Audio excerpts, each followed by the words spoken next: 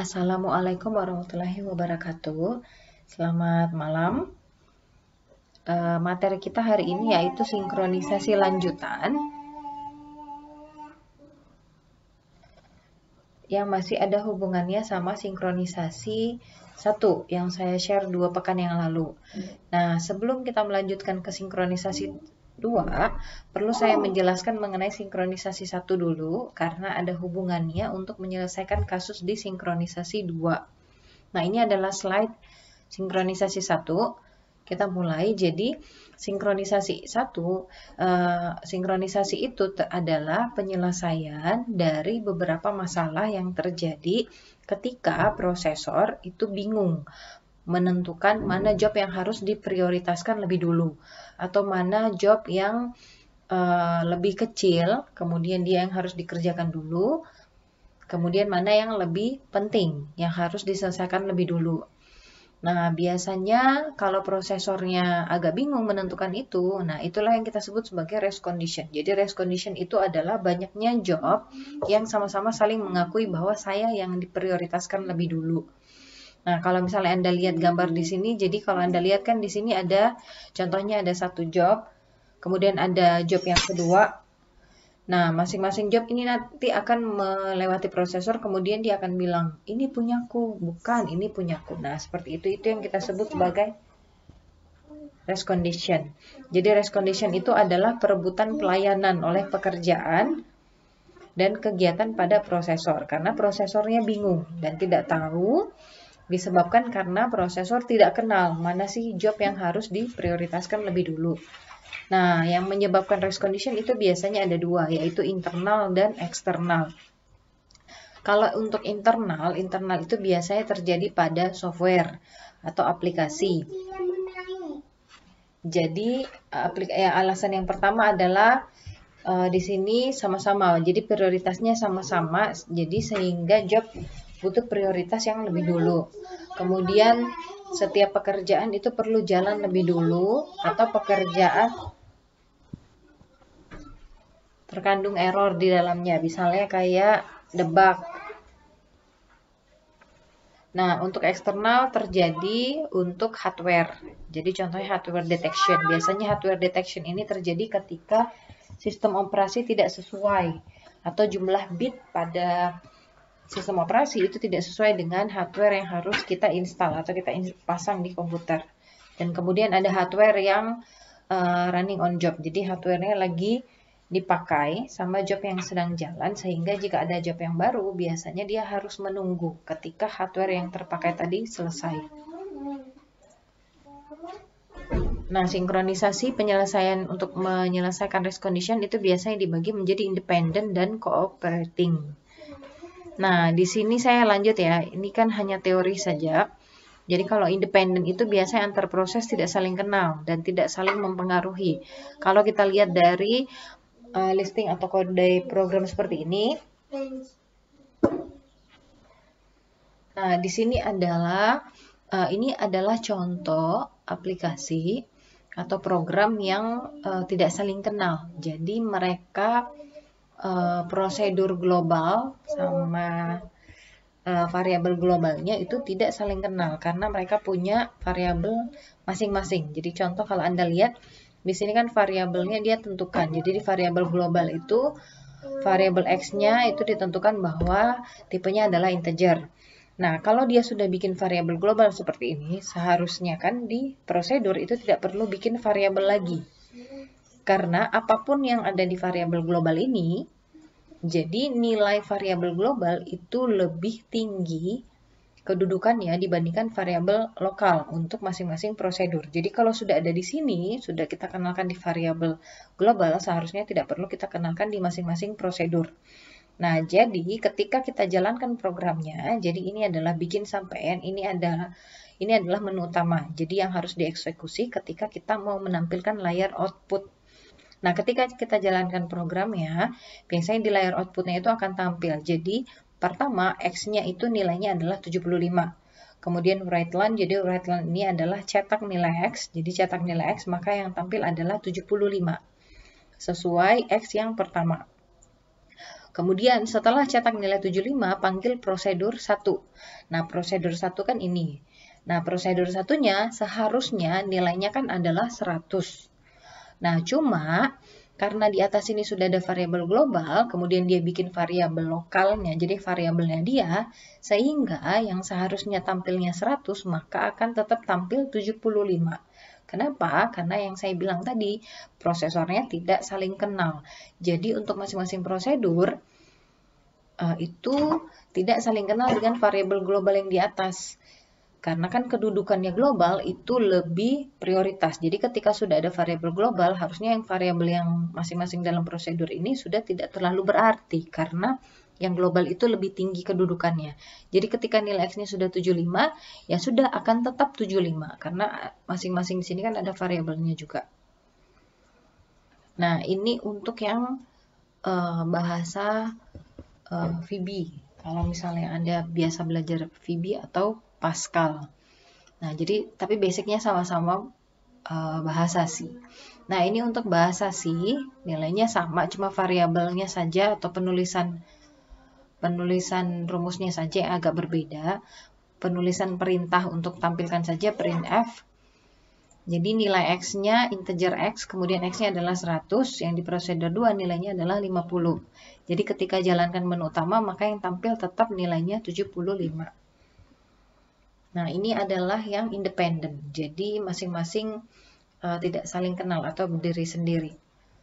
Nah, ada cara untuk mengenalkan masing-masing variabel itu tadi menggunakan cooperation process. Jadi cooperation process ini sudah saling kerjasama, kemudian saling mempengaruhi kondisi yang sudah ditentukan.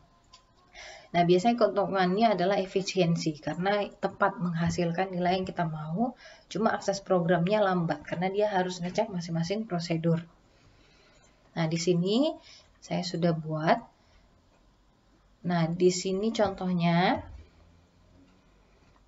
oke, ini yang pakai cooperation process yang saling mengenal antara variabel. Jadi di sini variabel X-nya adalah integer, kemudian prosedur satunya X-nya ditambah 5, prosedur 2-nya X dikurangi 7. Nah, ini yang akan dieksekusi ketika kita mau menampilkan layar output. Jadi ini adalah layar output ketika programnya dijalankan. X awalnya nilainya adalah 75. Kemudian write line, jadi catat atau cetak nilai X nilainya adalah 75. Panggil prosedur 1. Nah, prosedur satunya adalah X ditambah 5. Maka yang 75 ini, saya tulis rumusnya di bawah ya. Jadi X sama dengan X ditambah 5.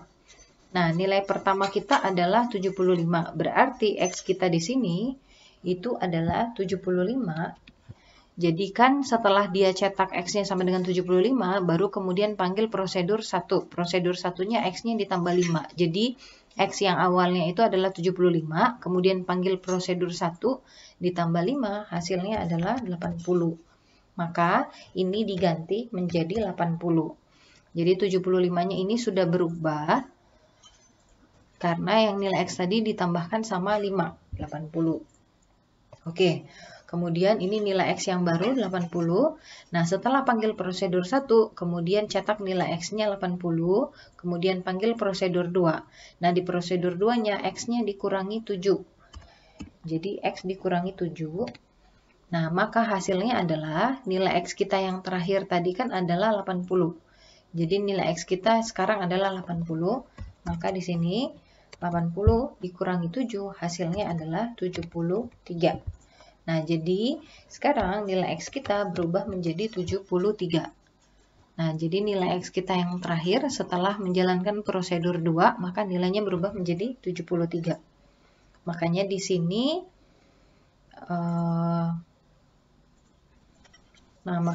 nilainya adalah 75, 80, dan 73. Jadi 75-nya setelah ditambah 5 hasilnya 80, kemudian 80-nya setelah dikurangi 7 hasilnya adalah 73. Nah, ini adalah race condition, jadi penyebabnya biasa inkonsistensi data, jadi datanya berubah-berubah, tidak tetap, sama keinginannya tidak terpenuhi.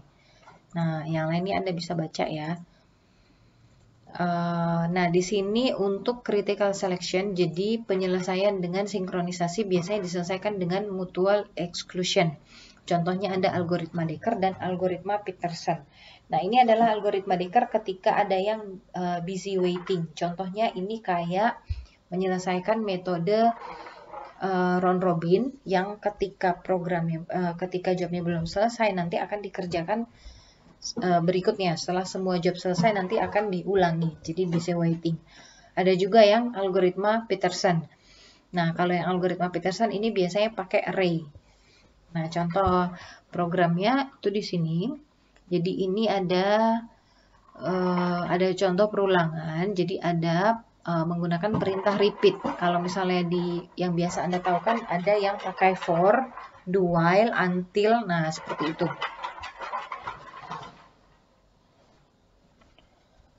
Nah, jadi di sini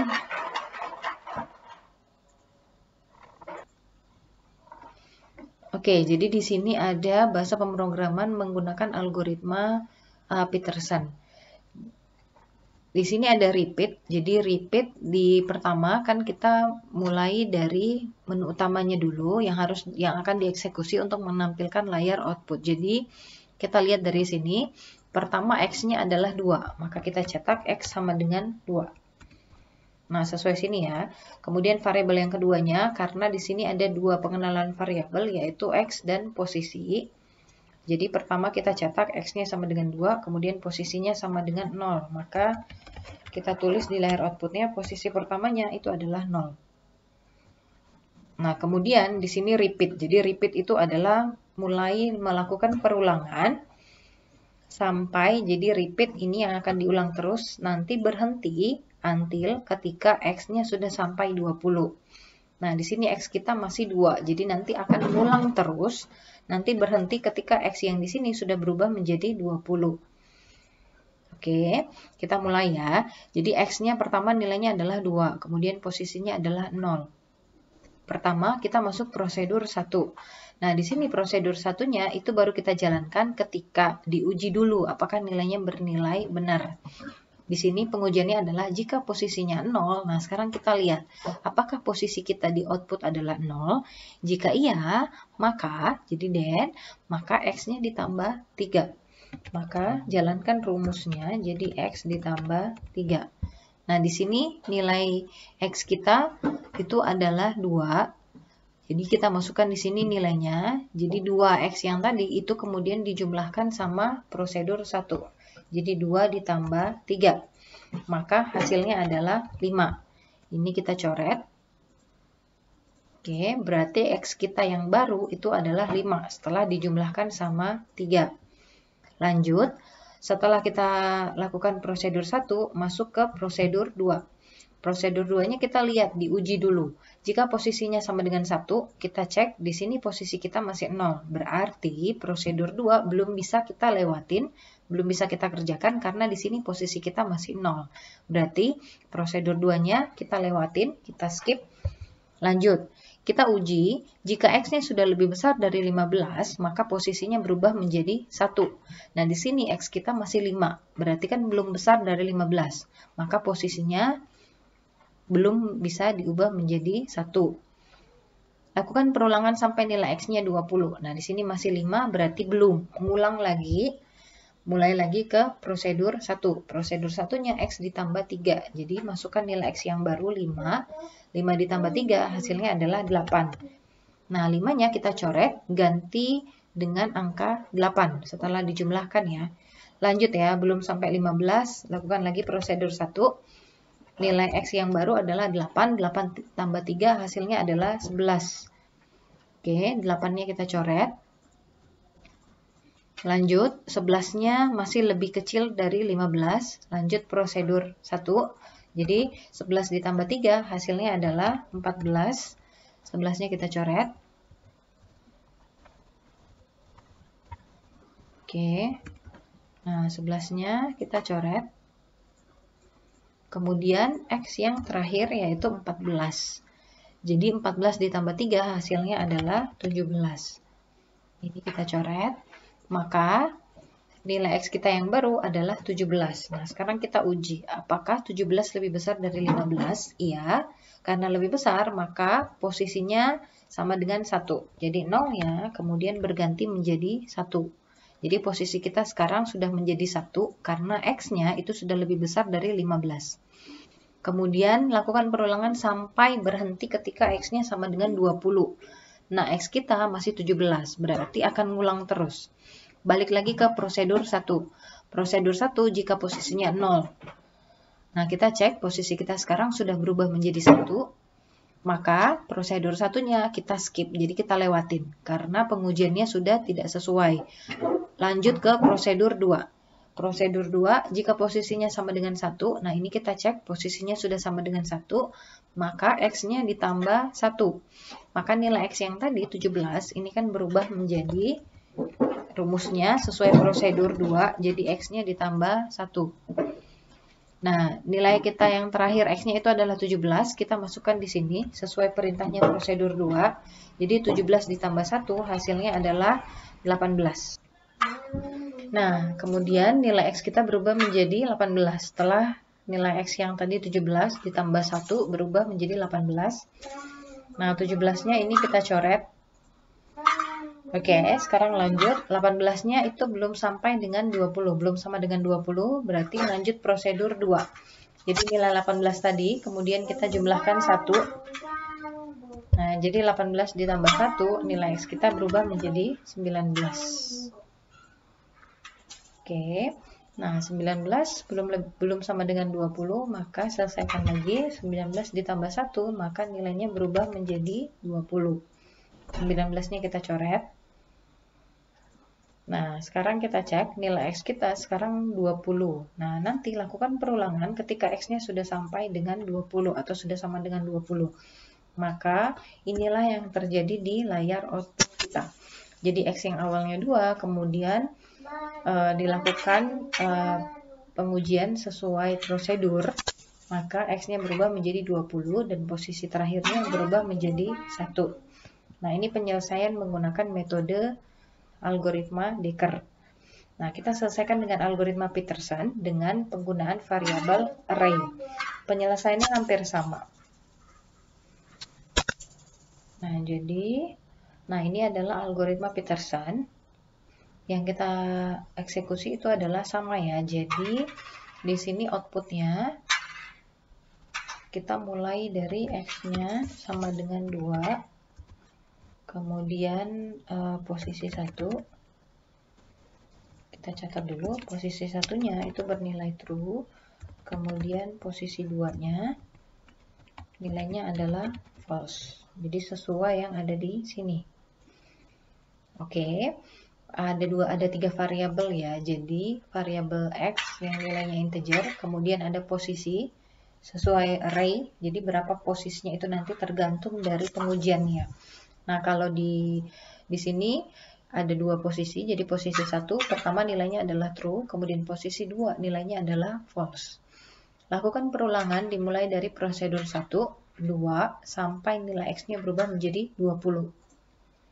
Oke, nah kita mulai dari prosedur 1. Jadi prosedur 1 pengujiannya jika posisi satunya sama dengan true. Nah, di sini kan posisi satunya true, maka X-nya ditambah 5. Maka X-nya sama dengan X ditambah 5. Oke, di prosedur 1.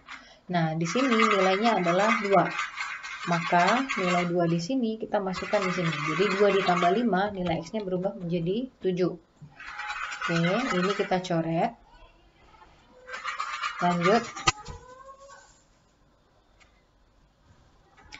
Lanjut, posisi 2, prosedur 2 belum bisa kita kerjakan karena posisi 2-nya di sini pengujiannya harus true. Sedangkan posisi 2 di sini kan masih false. Lanjut ya. Nah, sekarang nilai X kita yang terakhir adalah 7, maka kita masukkan sini. 7 ditambah 5. Oh ya, maaf, kita ada yang kelewatan ya. Jadi setelah ditambah 5, kemudian akan dikurangi. Oke, ini kita baikin dulu ya. Rumus yang awalnya salah. Oke, pertama saya ulangi. Jadi nilai X pertama itu adalah 2. Kemudian di prosedur satunya, jadi setelah ditambah 5, kemudian dikurangi 1. Jadi X-nya sama dengan X dikurangi 1. Oke. Nah, di sini X-nya sama dengan 2. Jadi pertama nilainya adalah 2. 2 ditambah 5 kan hasilnya adalah 3. Nah, ini kita coret. Maaf, 2 ditambah 5 hasilnya adalah 7. Jadi 2 tambah 5 hasilnya adalah 7, maka X-nya berubah menjadi 7. Kemudian setelah ditambah 5, kemudian dikurangi 1. Jadi yang 7 itu dikurangi 1, maka hasilnya adalah 6. Oke, jadi nilai X kita berubah menjadi 6. Lakukan prosedur 2. Prosedur 2-nya adalah jika posisi 2-nya true, maka X-nya ditambah 2. Nah, tapi di sini kan posisi 2-nya pengujiannya bernilai true, sedangkan kita masih false. Berarti lewatin prosedur 2, lanjut lagi ke prosedur 1. Karena X-nya belum lebih besar dari 15. Lanjut. Balik lagi ke prosedur 1, jadi X terakhir nilainya adalah 6. 6 ditambah 5 hasilnya adalah 11. Oke, kemudian 11-nya itu kemudian dikurangi 1. Jadi 11 dikurangi 1 hasilnya adalah 10. Nah, jadi nilai X kita sekarang adalah 10. Ulangi lagi prosedur 1, jadi 10 ditambah 5 hasilnya adalah 15. Kemudian 15-nya dikurangi 1 hasilnya adalah 14. Oke, ini kita coret lagi.